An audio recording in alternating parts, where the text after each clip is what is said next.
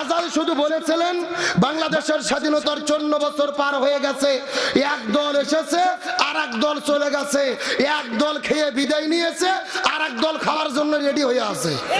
এ কথা কর না গা, মানে এক জালেম বিদায় নিয়েছে আর এক জালেম রেডি হচ্ছে। আজারি ভাই কি কোনো দলের নাম বলছে, কোনো ব্যক্তির নাম বলছে? কিন্তু একটা দলের শরীরে খুবই লাগে গেছে। আমার প্রশ্ন হলো, চোরের মন পুলিশ পুলিশ, এ কথা কর না গা। বলতেছে ঠাকুর ঘরে কে রে, ও লাভ দিয়ে ওঠে বলতেছে কলা খাইনি, তার মানে বুঝা গেল এরা আসল কলাখোর। এ কথা কর না গা। আপনারা যদি জালেম না হবেন, আপনারা যদি খাবার জন্য রেডি না হবেন, তা আপনাদের শরীরে লাগলো কেন? এ কথা কন।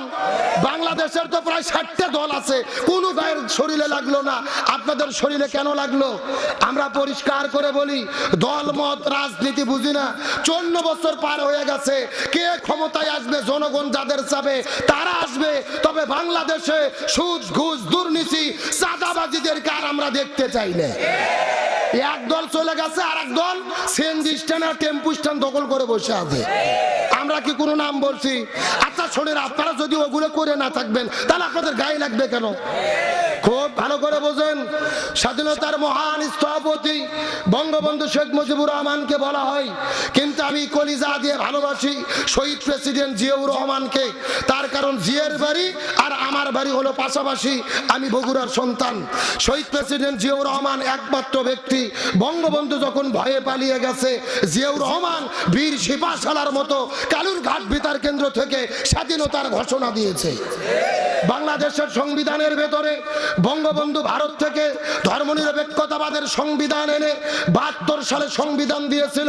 ধর্মনিরপেক্ষতাবাদ, জাতীয়তাবাদ, সমাজতন্ত্র, গণতন্ত্র জিয়াউর রহমান 5ম সংশোধনীতে ওগুলোকে বাতিল করে সংবিধানে ঢুকে দিয়েছিল আল্লাহর প্রতি অবিচল আস্থা এবং বিশ্বাস।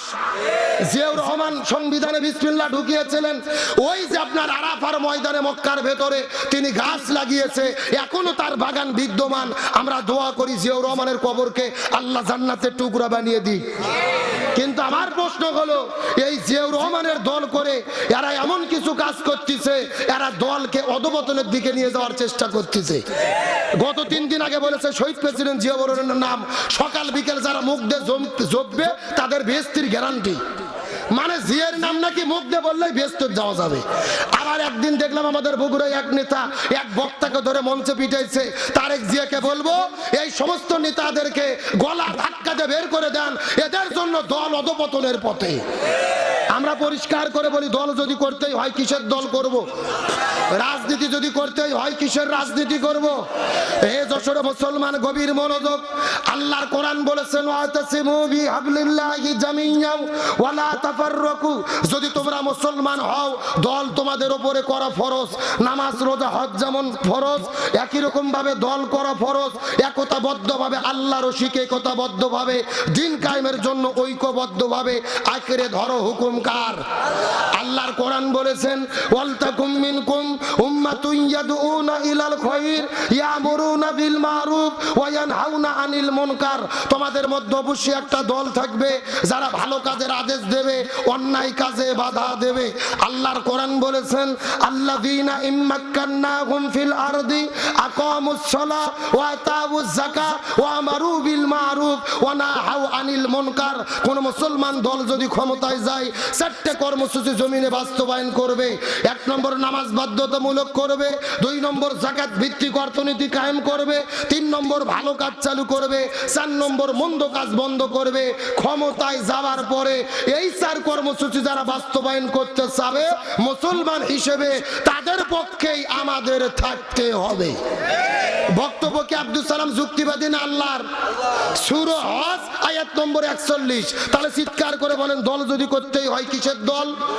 রাজনীতি যদি করতেই হয় কিসের রাজনীতি করব? আল্লাহর কোরআন বলেছেন, ওয়ামাইয়াবতাগি গায়রাল ইসলামি দীনান ফালা ইউকবালা মিনহু ওয়া হুয়া ফিল আখিরাতি মিনাল খাসিরিন। ইসলাম বাদ যদি